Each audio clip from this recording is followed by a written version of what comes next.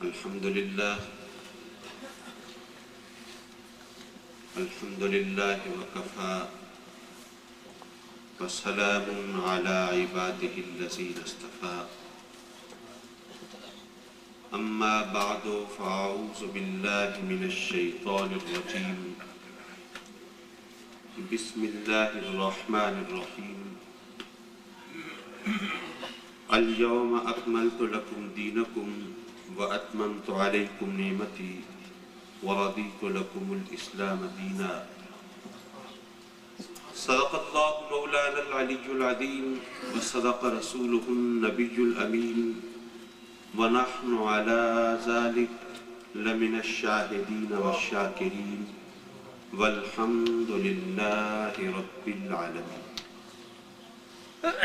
میر محفل صدر مجلس حضرت قبلہ پیر صاحبزادہ حبیب الرحمن صاحب محبوبی دامت برکاتہم العالیہ، ذی وقار و ذی احتشام مشائخ کرام، علماء اہل سنت اور آفتاب شریعت و طریقت کے آسمان شریعت و طریقت کے آفتاب و ماہتاب اور مکرم و معزز حاضرین محفل، چونکہ آپ دیکھ رہے ہیں کہ مقررین کا، خطباء کا، علماء کا، مشائخ کا ایک جمع غفیر ہے، اور ایسے میں کسی بہت لمبی چوڑی تقریر کی نہ ضرورت ہے نہ گنجائش ہے، لیکن میں مرکزی جماعت اہل سنت پاکستان برطانیہ کو خراج تحسین پیش کرتا ہوں کہ انہوں نے اپنی روایت کو برقرار رکھتے ہوئے یہ تاجدار ختم نبوت کانفرنس کا انعقاد و اہتمام فرمایا ہے۔ حضرات مکرم، میں یہ سمجھتا ہوں کہ قادیانیت کا مسئلہ اتنا گھمبیر نہیں ہے جتنا اپنے دوستوں کو ایجوکیٹ کرنے کا مسئلہ ہے۔ قادیانیت کا مسئلہ تو حل ہو چکا، عالم اسلام نے ان کو غیر مسلم ڈکلیئر کر دیا، ہر ایک کو پتہ ہے کہ وہ غیر مسلم ہیں۔ میں یہ سمجھتا ہوں کہ اب ہمیں بنیادی طور پر اس کانفرنس میں یہ عقیدہ ثابت کرنے کی ضرورت نہیں ہے۔ علماء کرام بتا چکے کہ ختم نبوت کے عقیدے کی کتنی جہتیں ہیں۔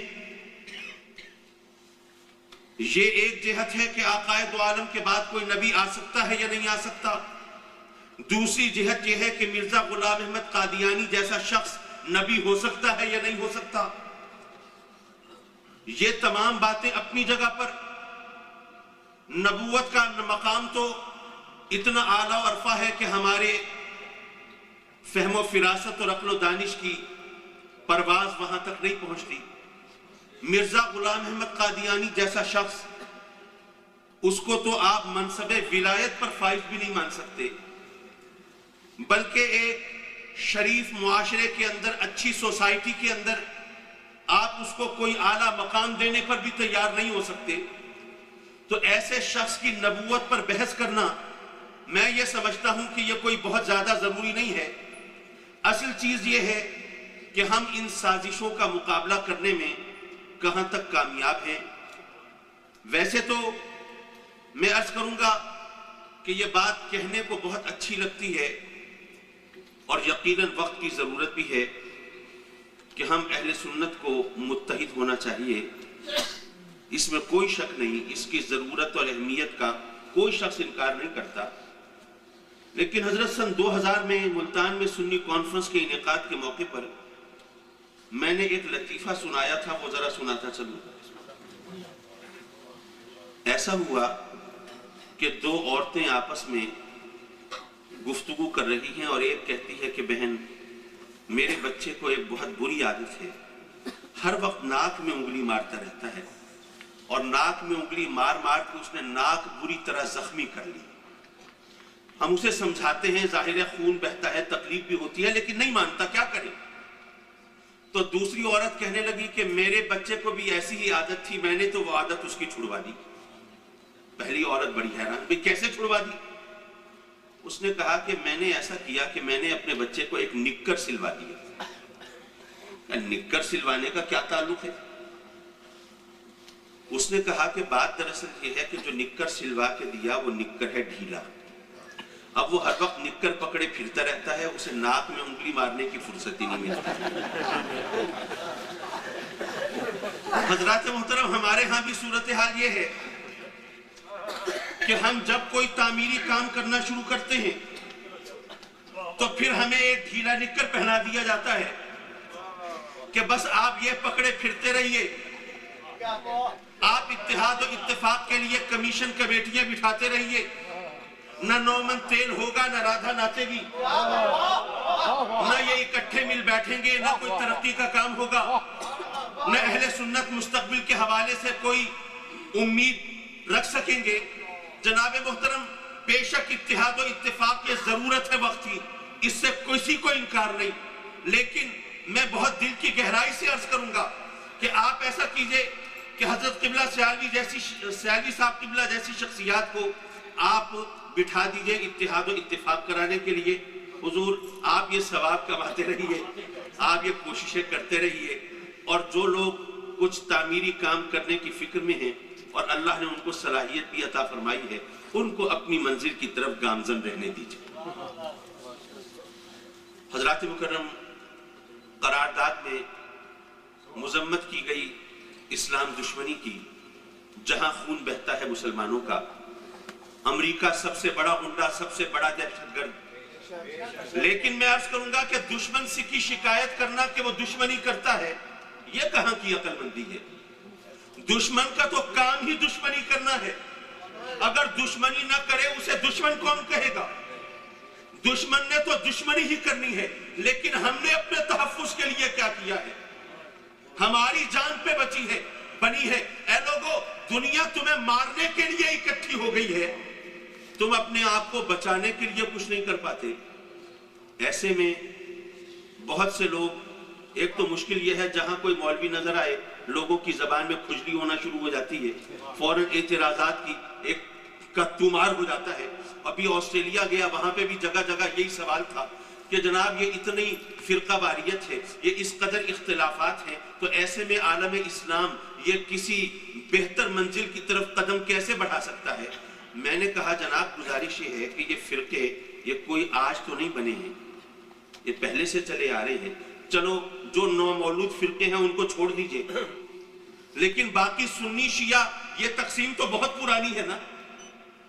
تو جناب مکرم، مسئلہ یہ ہے کہ ہمیں دراصل کوئی مذہبی قیادت درکار نہیں ہے، عالم اسلام کی سطح پر ہمیں سیاسی قیادت چاہیے۔ آپ پاکستان سے تعلق رکھنے والے ہیں، آپ سوچئے آج تک بحث ہوتی ہے کہ قائد اعظم کا مسلک کیا تھا، ان کا نقطہ نظر کیا تھا، مکتب فکر کیا تھا، وہ کس مسلک سے تعلق رکھتے تھے، آج تک بحث ہوتی ہے۔ کچھ کہتے ہیں کہ شیعہ تھے، کچھ کہتے ہیں اسماعیلی تھے، کچھ کہتے ہیں پارسی تھے، ہر ایک اپنی اپنی طرف سے ان کو کوئی نہ کوئی فتویٰ دیے جاتا ہے، لیکن اگر اس وقت وہاں برِ صغیر میں رہنے والے مسلمان ان کے مسلک اور عقیدے سے قطع نظر ان کو اپنا سیاسی قائد نہ مانتے، کیا پاکستان بنتا؟ نہیں بنتا۔ تو جو سیاسی قیادت ہوتی ہے اس کے مسلک اور عقیدے کو نہیں دیکھا جاتا، اس کے نظریے کو نہیں دیکھا جاتا، یہ دیکھا جاتا ہے کیا اس کے اندر وہ صلاحیت ہے، کیا یہ عالم اسلام کا کیس صحیح طور پر پلیٹ کرنے کے قابل ہے، کیا عالم اسلام اس کی قیادت پر متفق ہونے کے لیے تیار ہے؟ صرف یہ دیکھا جائے گا کہ ایک ڈیووٹیڈ، ڈیٹرمنڈ، ڈیڈیکیٹڈ قیادت، ایسی پولیٹیکل لیڈرشپ ہو جس کے پیچھے عالم اسلام ہو، اور جب وہ بولے تو دنیا کو پتا ہو کہ جب یہ بولتا ہے تو اس کے پیچھے پورا عالم اسلام بولتا ہے۔ اور اگر ہم اسی چکر میں رہے، جی فرقہ واریت تو جب ختم ہوگی سو ہوگی، پہلے ایک فرقے کے لوگ تو آپس میں متحد ہو جائیں، تو ظاہر ہے کہ اس طرح بات نہیں بنے گی۔ حضرات مکرم، اس تاجدار ختم نبوت کانفرنس کے موقع پر میں یہ بھی عرض کرنا چاہوں گا کہ یہ ہماری جوتی ہمارا سر، یہ کیفیت اس وقت ہو رہی ہے، یہ ساری دنیا میں بھئی آپ دیکھیے کہ امریکہ وہاں پر تیل کے ذخائر کتنے ہیں، تیل کے کنویں موجود ہیں، اس کے پاس تیل کی کمی نہیں، لیکن وہ اپنے کنووں سے تیل نہیں نکالتا بلکہ عالم اسلام سے، عرب ممالک سے سستا تیل خریدتا ہے۔ وہ سستا خریدا ہوا تیل وہ ان کے جہازوں میں پڑتا ہے اور اسی تیل سے وہ جہاز اڑتے ہیں اور جا کر مسلمانوں کی ممالک پر وہ بمباری کرتے ہیں، حملے کرتے ہیں۔ یہ ہماری جوتی اور ہمارے سر کی مثال یہاں پر موجود ہے۔ اور اسی طرح آپ دیکھیے ہم اہل سنت، ہمارا پیسہ ہوتا ہے، چندہ ہمارا ہوتا ہے، اور اس سے وہ دیوبندیوں کے، وہابیوں کے، بد مذہبوں کے مدارس وہ پروان چڑھتے ہیں۔ اور ہم، معاف کیجئے میں ایک بات کہنے لگا ہوں، اگر کہیں کوئی میری زبان کہیں ٹھٹک جائے، بھٹک جائے، اس کے لیے میں پہلے معذرت خواہ ہوں۔ حضرات مکرم، ایک سازش کا ہم شکار ہوئے، ذرا اس کو بھی سمجھنے کی ضرورت ہے۔ بد مذہبوں نے اعتراض کیا میلاد پر، 11ویں شریف پر، آراس پر، بزرگوں کی بارگاہ میں حاضری پر۔ یہ تمام چیزیں نہ صرف جائز تھی بلکہ باعث برکت تھی، اس لیے ہم نے دفاع کیا، ہم نے بتایا کہ میلاد منانا جائز ہے، باعث برکت ہے، 11ویں منانا جائز ہے، باعث برکت ہے، عرس منانا جائز ہے، باعث برکت ہے، مزارات پر جانا، بزرگوں سے تعلق رکھنا، یہ ہمارے عقیدے کے اندر یہ سب چیزیں شامل ہیں اور یہ اسلام کے اصولوں کے مطابق ہیں۔ وہ اعتراض کرتے رہے، ہم اصرار کرتے رہے، لیکن ہم اصرار کرنے میں یہاں بڑھے، ہم نے اپنے عوام کا ذہن اس سانچے میں ڈھال دیا کہ آج اگر کسی سے کہیں 11ویں شریف کی محفل ہے، وہ 10 دیگیں پکانے کے لیے تیار ہو جاتا ہے، لیکن اگر کہیں کہ یہ مدرسہ ہے، اس کی سرپرستی کرنی ہے، اس کے لیے 10 پاؤنڈ دینے کے لیے تیار نہیں ہوتا۔ ہمارا سرمایہ، بے شک میلاد شریف کی محفلیں جائز ہے، باعث برکت ہے، ہونی چاہیے، 11ویں شریف ضرور ہونی چاہیے، لیکن ہو یا یہ رہا ہے ہمارا سارا سرمایہ وہ جا رہا ہے میلاد میں، وہ جا رہا ہے 11ویں میں، وہ جا رہا ہے لنگر میں، وہ جا رہا ہے اس قسم کی تقریبات میں، جبکہ ہمارے مخالفوں کا سرمایہ وہ اداروں میں خرچ ہو رہا ہے۔ وہاں ادارے بن رہے ہیں اور ان اداروں کے بننے کی وجہ سے وہاں پر تعلیم ہو رہی ہے، اور وہ چاہے ان کا عقیدہ غلط صحیح، لیکن وہاں پر وہ طالب علم بڑھ رہے ہیں۔ کل یہ جو سرکار سے محبت کا گن گانے والے ہیں، یہ نعرہ رسالت کی گونج پیدا کرنے والے ہیں، سرکار کی محبت پہ سر کٹانے کے لیے تیار رہنے والے ہیں، ارے یہ تمام لوگ جب دنیا سے رخصت ہو جائیں گے اور جب نئی نسل یہاں پروان چڑھے گی، ارے وہ تو دلیل مانگے گی، اور دلیل کی زبان میں بات کرنے کے لیے تو عالم چاہیے نا۔ لیکن ہم نے تو اداروں کو پروان نہیں چڑھایا، ہم نے تو اداروں کو مضبوط نہیں کیا، ہم نے تو علماء کی کھیپ تیار کرنے کا ماحول پیدا نہیں کیا، ہم نے تو صرف یہ ایسا ماحول رکھا کہ جہاں پر وقتی طور پر ذوق کی تسکین ہوتی رہے، لیکن ہم مستقل طور پر اپنے مسلک کے دفاع اور تحفظ کی کوئی منصوبہ سازی نہیں کرتے۔ اس لیے میری درخواست ہے، مشائخ کرام یہاں موجود ہیں، وہ اگر ذرا اپنے متوسلین کو، مریدین کو، متقدین کو، محبین کو اگر وہ اس طرح متوجہ فرمائے کہ بے شک میلاد منانا جائز ہے، درست ہے، صحیح ہے، باعث برکت ہے، 11ویں منانا بے شک حضور غوث پاک کی خوشنودی کا سبب ہے، لیکن اگر ہم کچھ عرصے کے لیے اپنی آمدنی، اپنے وسائل اگر اداروں کی سرپرستی کے لیے وقف کر دیں تو اللہ رسول اور حضور غوث پاک کی خوشنودی یہاں پر ہمیں زیادہ میسر آئے گی۔ خدا کے لیے اداروں کو مضبوط کیجئے۔ یہ صرف اس طرح کی محافل سے ایک جوش پیدا ہوتا ہے، جذبہ پیدا ہوتا ہے، لیکن جب اس جذبے کو ہم کوئی راستہ نہیں دکھا پاتے، راہ عمل کا تعین نہیں کر پاتے، کوئی صحیح پروگرام نہیں دے پاتے، تو پھر وہ جذبہ مایوسی میں ڈھلتا ہے، پھر وہ مایوس ہونے والے لوگوں کی زبانیں کھلتی ہیں، پھر تانے ہوتے ہیں، پھر آوازیں کسے جاتے ہیں، اور پھر ہم اپنا دفاع کر رہے ہوتے ہیں۔ پھر اس سے تو بہتر یہ ہے کہ یہ کانفرنس بھی نہ کی جائے، لوگوں کے اندر جذبہ بیداری نہ کیا جائے، تاکہ کوئی پتھر مارنے والا نہ ہو، کوئی آوازہ کسنے والا نہ ہو۔ حضرات مکرم، وقت کے دامن میں گنجائش بہت کم ہے، صرف ایک بات میں عرض کر کے ایک پیغام عمل تو دیا ہے، ایک عقیدے کی بات بھی عرض کر کے میں آپ سے اجازت چاہوں گا۔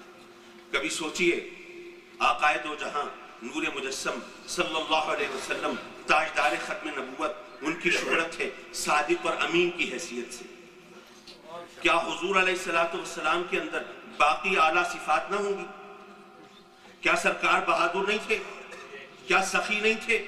کیا باقی اعلیٰ انسانی صفات سرکار میں نہیں تھی؟ بے شک سب تھی، لیکن کیا وجہ ہے کہ آپ کی شہرت صداقت اور امانت کے حوالے سے ہوتی؟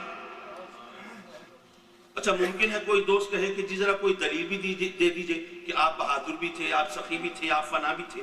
اب ظاہر ہے کہ تمام چیزوں کو تو میں یہاں پر نہیں لے کے جا سکتا، صرف ایک پوائنٹ عرض کرتا چلوں۔ آج کے دور میں اگر کوئی نوجوان لڑکا جو کہ غریب ہو اور کسی امیر و کبیر مالدار عمر رسیدہ بیوہ سے شادی کرے تو لوگوں کے ذہن میں کیا خیال پیدا ہوگا؟ پھر ایک ہی بات آئے گی، ایک ہی خیال آئے گا کہ یہ شادی دولت کی خاطر ہوئی۔ حضرات محترم، لوگ کہیں گے کہ اس نوجوان نے اپنے آپ کو، اپنی جوانی کو، اپنے شباب کو دولت کے بدلے بیچ دیا ہے۔ اب آقا دو جہاں نے شادی کی حضرت خدیجۃ الکبریٰ سے، سرکار کی عمر مبارک اس وقت 25 سال ہے اور ام المومنین خدیجۃ الکبریٰ رضی اللہ تعالی عنہ آپ کی عمر مبارک اس وقت 40 سال ہے اور آپ بیوہ ہیں اور امیر و کبیر خاتون ہیں، آپ کی شادی ہوتی ہے۔ چلو ہم تو مسلمان ہیں، ہم تو کلمہ گو ہیں، ہم تو غلام ہیں، ہمارے ذہن میں تو اگر کوئی غلط خیال اور ذہن پیدا ہو ہم فوراً کان پکڑے، رب کی بارگاہ میں عرض کرے مولا یہ شیطان کا وسوسہ ہے، یہ ہمارا عقیدہ نہیں ہے، ہم تو نبی کے غلام ہیں، ہم تو فوراً توبہ تلافی کرے۔ لیکن حیرت کی بات یہ ہے وہ کافر، وہ مشرک، وہ منافق، وہ معترض، ارے جو نکتہ چینی کی تلاش میں رہتے تھے، جو سرکار پر الزام تراشی کی طاق میں رہتے تھے، آج تک انہوں نے اعتراض نہیں کیا کہ یہ شادی دولت کی خاطر ہوئی۔ انہوں نے اعتراض نہیں کیا۔ کیوں نہیں کیا؟ بڑی سیدھی سی بات ہے، آج اگر کوئی نوجوان، غریب نوجوان کسی مالدار عورت سے شادی کر لے تو ظاہر ہے اس کا رہن سہن بدل جائے گا، بود و باش بدل جائے گی، طور طریقے بدل جائیں گے، اوڑھنا بچھونا بدل جائے گا، وہ لباس، خوراک، رہائش، بچپن کی دوستیاں، ہر چیز بدل جائے گی۔ ام المومنین خدیجۃ الکبریٰ انتہائی امیر و کبیر خاتون ہیں، بڑے بڑے رئیس، بڑے بڑے سردار ان سے اس مال کے چکر میں شادی کرنے کے خواہش مند ہیں، لیکن حضور علیہ السلام جو بظاہر مال و دولت آپ کے پاس نہیں ہے، شادی ہو رہی ہے، کوئی اعتراض نہیں کرتا۔ کیوں نہیں کرتا؟ وہ اس لیے کہ نہ آپ کی رہائش بدلی ہے، نہ زندگی کا انداز بدلا ہے، نہ خوراک بدلی ہے، نہ اوڑھنا بچھونا بدلا ہے۔ اے لوگوں، غار حرا کی طرف جا رہے ہیں، خوراک لے کے جا رہے ہیں، کیا لے کے جاتے ہیں؟ کھجور اور ستو۔ یہ کھجور اور ستو یہ امیروں کی خوراک نہیں تھی، یہ غریبوں کا کھاجا تھا۔ بلکہ میرا سوال یہ ہے کہ وہ دولت گئی کہاں؟ وہ اتنی کثیر دولت جس کے چکر میں بڑے بڑے رئیس تھے، سردار تھے، وہ دولت کہاں گئی؟ بھائی سرکار کی چاروں صاحبزادیاں وہ حضرت خدیجہ کے وطن سے ہیں نا۔ چلیں نبی کا ترکہ تقسیم نہیں ہوتا، لیکن حضرت خدیجہ تو نبی نہیں ہے، ان کا مال تو تقسیم ہونا چاہیے تھا۔ وہ مال کیا تقسیم ہوا؟ کیا ان بچیوں کو بڑا شاندار جہیز ملا تھا؟ ارے وہ مال کہاں گیا؟ اے لوگوں ذرا سوچو، سرکار کی سب سے لاڈلی بیٹی، لاڈلی شہزادی خاتون جنت فاطمۃ الزہرا اپنے باپ کی بارگاہ میں حاضر ہیں۔ بابا جان اتنی کنیزیں آتی ہیں، ایک کنیز مجھے بھی عطا فرما دیجئے، آٹا خود پیستی ہوں نا، ہاتھوں میں گٹے پڑ گئے ہیں، پانی خود بھر کے لاتی ہوں، شانوں پہ زخم بن گئے ہیں، آقا دو جہان ہاتھوں کو چومتے ہیں، زخموں کو بوسہ دیتے ہیں، اشک بار ہوتے ہیں، تسلی دیتے ہیں، دلاسا دیتے ہیں، لیکن کنیز نہیں دیتے۔ آقا گویا یہ فرماتے ہیں، اے فاطمہ بے شک تو میری بیٹی ہے، میرے جگر کا ٹکڑا ہے، لیکن اے فاطمہ یہ کچھ دن کی زندگی کی سختی ہے، اسے برداشت کر لے، پھر تو جنت کی حوریں بھی تیری خدمت پر اپنے لیے فخر محسوس کریں گی۔ لیکن اگر تو میری بیٹی ہے تو امت کی ساری بیٹیاں یہ بھی تو میری بیٹیاں ہیں نا۔ میں اگر ساری بیٹیوں کو کنیزیں نہیں دیتا تو فاطمہ تجھے بھی کنز نہیں دوں گا کہ کہیں کل آنے والا مورخ مسلمانوں کے نبی کو اقربا پروری کا الزام نہ دے سکے۔ وہ دولت کہاں گئی؟ نہ عیش و عشرت میں، نہ وہ بیٹیوں کو ترکے میں ملتی ہے، کہیں خرچ ہوتی نظر نہیں آتی۔ سیدھا سا ایک ہی جواب ہے، بے شک قرآن نے جو خطاب کیا وہ تو باقی ازواج مطہرات سے کیا جب ام المومنین خدیجۃ الکبریٰ پردہ فرما چکی تھی، لیکن وہ خطاب مزاج نبوت بتا رہا ہے، اور بتا رہا ہے کہ آقا دو جہاں تو ختم نبوت کے مزاج میں ڈھل کر پیدا ہوئے تھے۔ قرآن نے وضاحت کی، اے میرے محبوب اپنی پاک بیویوں سے کہہ دے تمہیں زینت حیات دنیا چاہیے یا محبوب تیری رفاقت چاہیے؟ اور زینت حیات دنیا کیا ہے یہ بھی خود قرآن سے پوچھو، المال والبنون مال اور بیٹے یہ ہے زینت حیات دنیا. اگر مال نہ ہو تو دنیا میں رہنے کا مزہ کیا ہے؟ اگر بیٹا نہ ہو تو یہاں پر زندگی کا لطف کیا ہے؟ یہ مال اور بیٹے یہ زندگی کا سنگھار ہے، یہ زینت حیات دنیا ہے. اور قرآن کہتا ہے اے محبوب اپنی بیویوں سے پوچھ لے انہیں کیا مال چاہیے، کیا بیٹے چاہیے. اگر ان کو مال یا بیٹے درکار ہیں تو پھر ان کو بحسن و خوبی چھوڑ دے، لیکن اگر یہ تیری رفاقت میں رہتی ہیں تو انہیں مال اور بیٹے کی طلب سے دستبردار ہونا پڑے گا.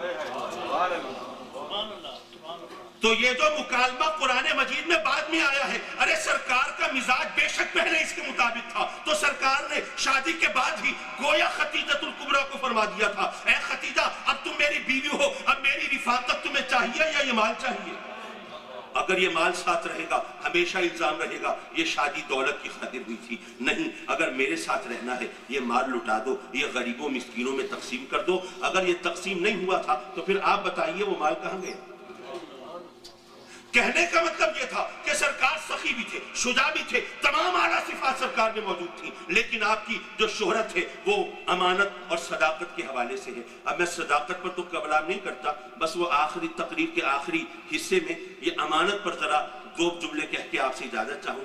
ذرا وقت کیجئے، یاد کیجئے آخری حج کا موقع ہے، آقائے دو عالم پر وہ تکمیل دین کی آیت نازل ہو رہی ہے. الیوم اکملت لکم دینکم بتایا جا رہا ہے وہ تمام انبیاء کرام جس دین کی تکمیل کے لیے دنیا میں تشریف فرما ہوئے تھے وہ سرکار کے ہاتھ سے اس دین کی تکمیل ہو رہی ہے. جب یہ پیغام ملتا ہے وہ سارے صحابہ کرام وہ لاکھوں کی تعداد میں سرکار کے غلام وہ خوش ہیں، وہ اپنی فرحت و مسرت کا اظہار کرتے ہیں. یہ تمام انبیاء یہ جس اعزاز کے تمنائی تھے وہ اعزاز ملا تو ہمارے نبی مکرم کو ملا ہے. لیکن جب نظر پڑتی ہے ابو بکر صدیق پر تو دیکھتے ہیں اشک بار ہے، غمگین ہے، رنجیدہ ہے، ملول ہے، افسردہ ہے. پوچھتے ہیں ماجرا کیا ہے؟ صدیق اکبر کہتے ہیں کہ بے شک یہ تکمیل دین کا مجدد فضا، یہ خوشخبری یقیناً یہ فرحت و مسرت کا سبب ہے. لیکن ذرا سوچو ہمارے آقا و مولا ہمارے درمیان جلوہ فگن کیوں ہوئے تھے؟ تکمیل دین ہی کے لیے تو آئے تھے نا. اب جب دین مکمل ہو گیا تو پتہ یہ چلا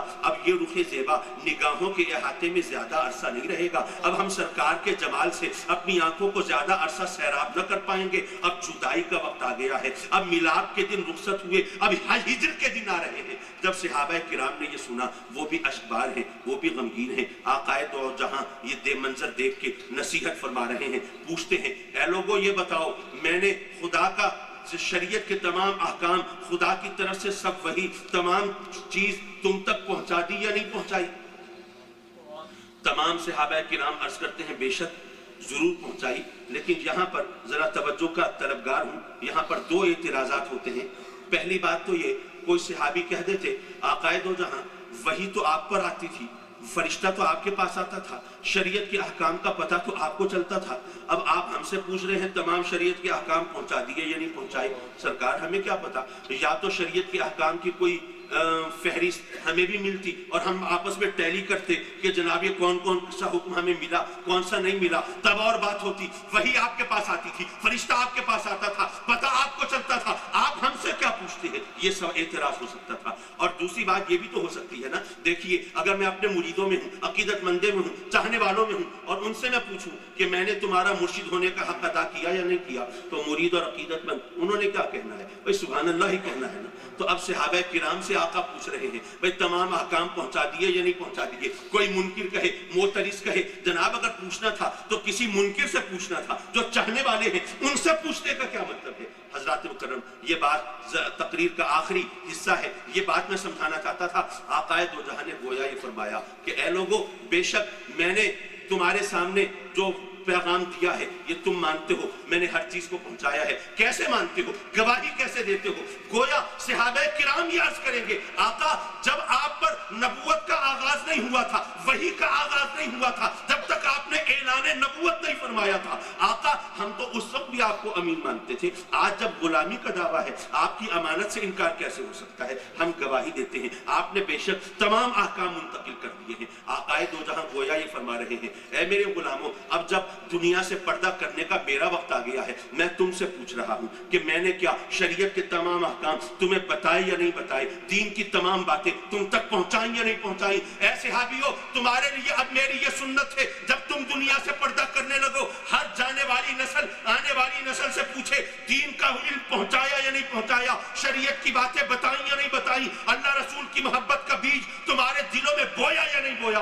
अगर हर जाने वाली नस्ल आने वाली नस्ल से ये सवाल पूछ के रुखसत हो और आका की इस सुन्नत को अपना ले, तो कौन सी नस्ल होगी जो दीन से बेबहरा होगी? कौन सी नस्ल होगी जो इस्लाम से नावाकिफ होगी? लेकिन नहीं, नारे लगाना बड़ा आसान काम है और इस जिम्मेदारी को निभाना ये बड़ा मुश्किल काम है। हजरत मुकर्रम यहाँ इस महफिल में जो दोस्त आए हैं वो ये पैगाम लेके जाएं कि उन्होंने अपनी नई नस्ल को दीन का इल्म देना है, कम अज कम उतना इल्म जरूर देना है जो मुसलमान की हैसियत से जिंदा रहने के लिए जरूरी है। ये पाकी का इल्म, ये नापाकी का इल्म, ये रोजमर्रा की जिंदगी के हवाले से इस मुसलमान की हैसियत से जिंदगी गुजारने का इल्म ये देना है, ताकि जब यहाँ से रुखसत होने लगो तो फिर आकाए दो जहां की बारगाह में जब कब्र में हाजिरी हो तो वहां पर शर्म से आंखें नीची ना हो बल्कि फख्र से सर बुलंद हो। आका आपकी सुन्नत पर अमल करके आए हैं, आपके बताए और दिखाए हुए रास्ते पे चल के यहाँ तक पहुंचे हैं। वह आखिर दावाना अनिल हम्दुलिल्लाह।